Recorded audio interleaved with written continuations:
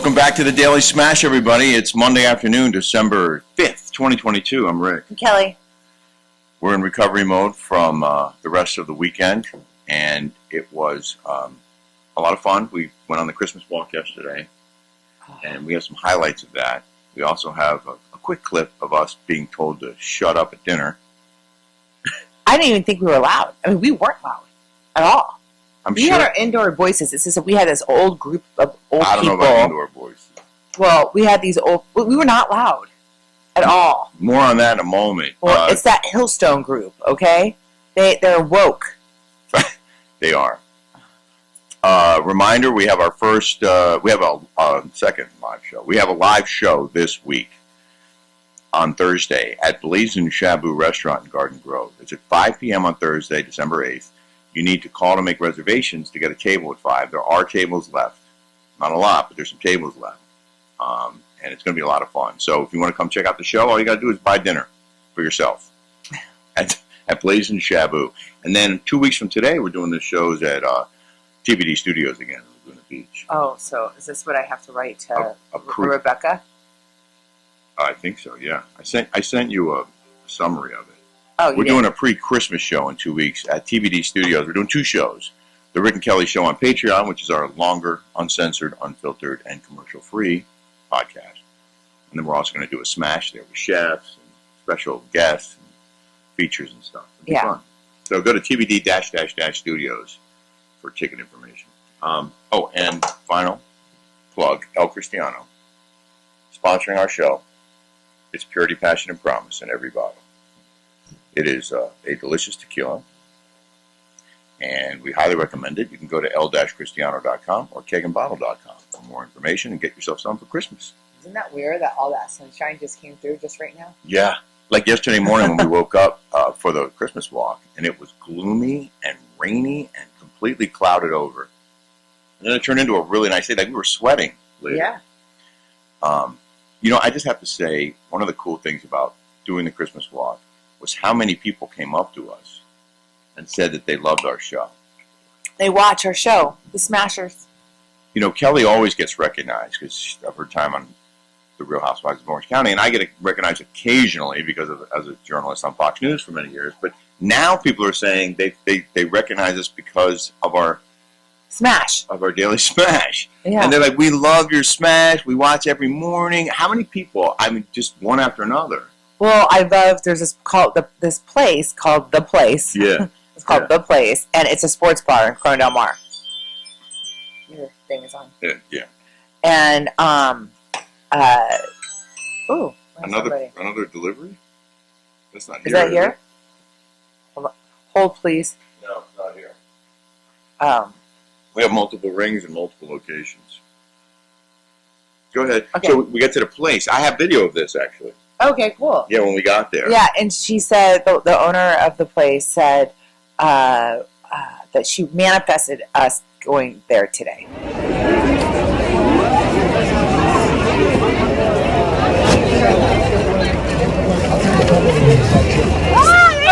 No, I'm manifesting meeting you too. No. I'm a total smasher. Where's Kim? You're a smasher? Oh, you're a smasher! Yeah. The place. Will you please come in and have cocktails with me? Oh my gosh, she owns a I'm place. manifesting. No way. Kate! Yes. Where's Kim? Kim, do you know Kim? Yes. Yes. Oh, there she is. No, I just was on the way down. I'm like, I'm going to be a chump and a smasher, and you guys are going to come. Yeah. I am anyway. Sorry. Oh. You're the owner of the place. We ran out of ice. Sorry. Oh, God, no. Look at Kelly diving right in. Oh, look at Nice. me. I help. Okay, I got to find a parking spot. All right, bye. That she manifested meeting us. Yeah. And she was so excited to see us. And it's just gratifying because, we like doing this a lot. And we really appreciate when people like what we're doing. Yeah, it's nice. And then we had burgers there at the place. They have the best burgers. Do they not? Yeah. Is that good? It looks like, kind of looks like a dive. I guess it is a dive bar. Yeah, it's a dive bar. But amazing burgers. So we're going to do our show from there. Yeah, she wants us to do our show from there, and I'm going to. Yeah. So cute. So we have video of us walking down the street. There were hundreds and hundreds of people. I guess thousands of people there. Okay, Right? so Yeah, hundreds and hundreds of people. So we went to our friend's house first on Marigold. I had two friends that had two big parties. Like 2 blocks away from each other on the same street. So I'm walking down the street, and this lady goes, "Hi, Kelly, how are you?" And I'm like, "I'm good." She's like, "Yeah, I bought your house from you." The one that I put my blood, sweat, and tears in. Yeah. The one over by the beach. Yeah. That $5 million house. Right. Well, it was we thought it was worth $8 million. That's what we got it appraised at, right? Then we ended up getting divorced, and we sold it for $5 million. Right. And I broke even on the house, so I didn't make any money on it. She's like, "I am so glad I bought your house." She's like, "You did such a beautiful job. It's worth about 10 now." It's like, we got such a great deal on your house. I got so upset. Didn't I? I went on Zillow, and I'm like, "Is it worth $10 million now?" It said 7.2. Yeah. But I mean, it's still $2 million more, but, you know... I would have made $2 million more if I would have kept on to that house. Well, if you had kept paying the bills for another 3 years, or 4 years, whatever it's been. I mean, it wasn't a cheap house. No, it was not. I mean, it was the property taxes that were so outrageous, like $50,000 a year for property taxes, and then our mortgage was $14,000. Wow, that's a lot. But we pay that much here almost. I told on all other properties. We all make mistakes in real estate. Like, you can't. Some people maybe they're perfect, but it's easy to sell too soon or too late or everything is timing. Yeah. Like when I bought my house for $500,000 in Scottsdale, and I sold it for $900,000. Well, listen, we had great timing in the desert. That house is worth far more than we paid for it. We did well there. So if there's any consolation, I don't know. I think the market's going in the toilet. That's okay. We still have that house, and it's beautiful. There was a crazy party at Oppenheim. That realtor. They do. It was funny because we walked into Oppenheim. They do selling Sunset, selling LA, selling OC. Jason is his name. My girlfriend, Jennifer Davis, that's her cousin. Yeah. But it was wild in there. Going off, the DJ. We knew like 50. It was so fun walking around with you because you know everybody. And I've now met all these people. And it's like, see this guy, that guy, these people. And it's just really fun. It was fun. And I ran into Peggy and Micah. They're really nice people. She was on the Orange County Housewives for 1 year. And I know her, I know her pretty well. And her daughter, she used to give my girlfriend, Rebecca's daughter, like a lot of crap. She used to say, "Why does Ashton have such a bad attitude?" Blah, blah, blah, blah, blah. And like really give it to her. Now her daughter is like, 14, at that age, Yeah.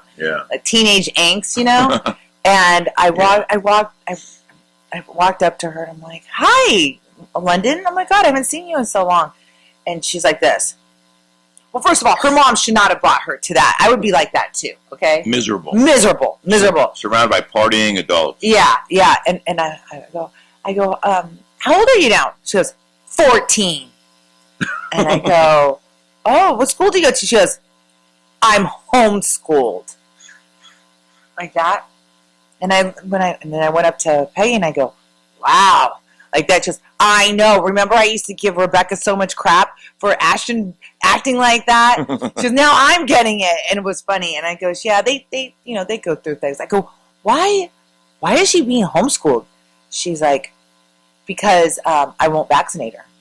I go, You won't give her the measles, mumps, and rubella? Like, we all had it. Like, yeah. It's not the... Is that what you was upset about? Those vaccines or the other vaccines? No, the baby ones that we all got. Wow. Yeah, she won't vaccinate her. Well, some people feel very strongly about that. But I thought the funniest thing that happened was when you saw Nicole. Oh my God. So remember Nicole James was on last season Housewives for like 3 episodes? For a hot minute. She's a nice girl, okay? I mean, she got kind of a bad rap. She seemed kind of like on that show. She's a nice girl. I don't know what happened. She was allegedly friends with Heather Dubrow. No, who was the one that she was? Oh yeah, so she's the one who sued Terry for a bad botched job, a botched boob job, and then that came up on the show, and next thing you know, she's off the show. So this is how much of a small town this place is. So I'm with my girlfriend Jody, my friend Jay, and Rick, and we're walking to what's that restaurant called? The French, the Italian one that Frankie owns. Oh, Rothschild. Rothschilds. Yeah. So we're walking Which was over. also going on. Yeah. So we're walking over to Rothschilds, and Rothschilds was the only restaurant back in the pandemic that was open and raging. Yeah. Because they're like, we're not going to be the vax police. We're not going to do any of this stuff. We are going to stay open. Yeah. We're a small mom and pop, and we're not going to let the government tell us because this is an essential business. And they did. They stayed open. They stayed open. And that was the one that Shannon Bedore was like, why are they open? I'm a fool, a rule follower. Yeah, remember? she shamed them. She drove by and took video of them and put it on her Instagram, like calling them out for being open during the pandemic. I got so mad about that too. Yeah. Like, why would you do that? Yeah. Snitches get stitches. Snitches getting ditches. So, anyways, we're all on the way over there, and my girlfriend Jody goes, "Look at that! Look at that! Look at! Oh my God! Look at that outfit!" And Jody never does that. And Jody never does She's that. not like that. No. She's like, "Oh my God, Kelly! Look at the look at her ass is showing. Look at her legs. Oh my God!" And she turns around. The girl turns around. It's Nicole. She turns around, and we look and we go at the same time. We go, "Hi!" talking smack about her, and then they're like, "Oh, hey!" We didn't know it was her though. Yeah. She turned around and she was like, because she had this jean dress on that her butt cheeks were showing. And these like knee-high boots. And these knee-high go-go boots that look like the fembots. And then the apparently the party at Rothschilds was a cowboy theme. Apparently. It wasn't. We were there. We didn't Yeah. see anybody dressed up in cowboy. No. So then my friend Jody was dating this guy named Chris. And she's like, me and Chris are really close. And he had an event there for his tequila. And he said to dress in cowboy. No one was in cowboy attire. Well, maybe they were earlier. I don't know. I didn't say anything. But anyway, at the same time, we just died laughing. Because at the same time, we go, oh, hi! Like, it was hilarious. And after Rothschilds, we were hungry, and it was getting late, but we went over to Gulfstream across the street to have dinner, and there was a 2-hour wait, but Kelly knows the general manager. Yeah, because we eat there. So if you guys don't know what Gulfstream is, it's a Hillstone group. So they have Bandera, they have Houston's, they have Cafe R&D. You know, they have it's great food, and the way that it's ran, it's easy. Like we always have great service, and the food's amazing. Yeah. However, during the pandemic, they had strict rules. You had to be vaccinated to get in. You had to wear a mask. 4 people per table. 4 people per table. And you couldn't go and stand over at someone else's table and like join them, say hello. They would get mad at you if you tried to talk to people who were sitting at a table. So I even got kicked out of Bandera once for this guy came after me. Okay, that's a whole different story. Let's stay on Gulfstream. But I'm saying they're kind of strict in there, right? Yeah. So we go and we were eating, and it was me, Rick, Jody, and Jay. That's it. And we weren't loud. I don't think we were having a good time. But the place was packed. Everyone was talking and laughing, and everyone had been drinking. A lot of people in there had been drinking all day. It was loud in there. And by the way, it's like there's hard surfaces everywhere. It's not like it's soundproof. Everything in there is loud. It's a bustling restaurant at 8 p.m. on a Sunday night. So we had these old people right next to us. Or 7 p.m. It wasn't even that late. No, but it felt like it was 11 o'clock at night because it gets so dark here early. It sucks. So anyway, these old people, there must have been like 6 of them? Yeah, sitting next to us. A big group of, they must have been well into their 80s, right? Late 80s? I didn't get a good look at them. I did. And so anyways, this lady, the general manager, comes up and she's like... No, she wasn't the general manager. Oh, well, she wasn't the general manager, but she was a manager. Okay. Okay, she had glasses on. She was cute. They have good-looking people that work there. She comes up to me, she's like, we are telling everybody to keep their voices. No. First, she comes up. She goes, "Hey, I'm so and so. Just checking to see how you guys are doing." And we're like, "Oh, great! Yeah, this is nice. She's checking in on us. We're VIPs. This is awesome." Because part of the story was that her friend sat us within like 2 minutes or 5 minutes instead of a 2 hour wait. For a 2 hour wait, yeah. So I'm like, oh, they're paying attention to us. That's nice. And then she goes, we're ahead. telling everyone to keep it down. It's a little loud in here. We're asking everyone to keep it down. I go, loud in here? The whole restaurant's loud. She goes, Like are you telling everyone, really? I go, are you telling everybody, really, that they're going to keep it down? She's like, yeah. She didn't. She lied. She's like, are you going to go to every single table and warn them too? Like, she's like, well, just along this wall. Right. And then she skipped 2 tables. She didn't tell everybody. And then went down to the last table. And that's when I got really mad. But somebody found out, I think it was Jay found out, that she didn't tell them to keep it down. She said something else to them, like just checked in on them. Yeah. She didn't actually warn anyone except us. Right. She's telling us. And I said to her, like, did someone complain? She goes, no. Oh, they did. But I have video. I have actually video of some of the. I got a video of her at our table. Oh, you did? Yeah, here's a little clip. Jay, can you keep it down, please? We're getting in trouble. Please keep it down. Just by looking at him, it's like it raises the. You kind of look like a librarian a little bit. Whoa. Well, not She's a sexy librarian. a sexy one, though. You are. Yeah, we would have until you told us to keep we're in a whisper voice in the librarian. Yeah, everyone whisper. Best small voice. Inside voices. Inside voices. Like, unbelievable. Jay's obnoxious. He is. I've never heard of that in my life. So I get mad. And I go, okay, are you going to tell everybody to wear their mask and get vaccination? Because that's how that stupid restaurant is ran. And I got so mad. And then so the people next to us, I'm like, why are you guys out at this kind of restaurant? I'm like, are we at a library? Oh, I didn't know. You said. I'm Is this a library or is this a a restaurant? library? We have to have we weren't being like overly loud. I can tell you, we were not being overly loud at all. If I was sitting in a of us. restaurant paying good money for a meal and someone next to me was being really loud and obnoxious, I can understand complaining about that. I can't. But we weren't. I honestly don't think we were that loud or being obnoxious. We were just having a good time talking, and maybe, maybe our voices raised a couple of times as we were telling stories or laughing or whatever. But no more than anyone else around us, I don't think. Yeah. Except maybe the old people. Anyway. It's like, why do people just love to complain? That's what's so irritating. Speaking of complaining, Karen Davis wrote us, said, love watching, but you need to keep Kelly on track. Kelly goes off track and gets distracted so easily. ADHD? What do you think, Karen? You're a Karen, dude. And, Want to talk about a Karen? God, your name is so apropos. And Sandra said she can't help it. I'm the same way. ADHD, probably. That's what I think I have. So much going on in our brains. I need a Rick in my life to help me find the right words and keep me on track. Yes. But you do have. I do have ADHD.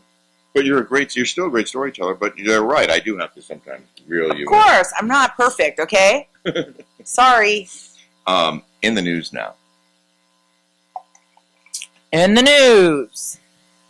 My prediction last week was that they would pull Amy Robach and TJ Holmes off the air because of their affair. And they didn't. They put them back together again like the next day, and they were like, oh, this is great. Everyone's talking about ratings, blah, blah, blah. Well, now they have been taken off the air by They have? By ABC News chiefs. They took them off the air.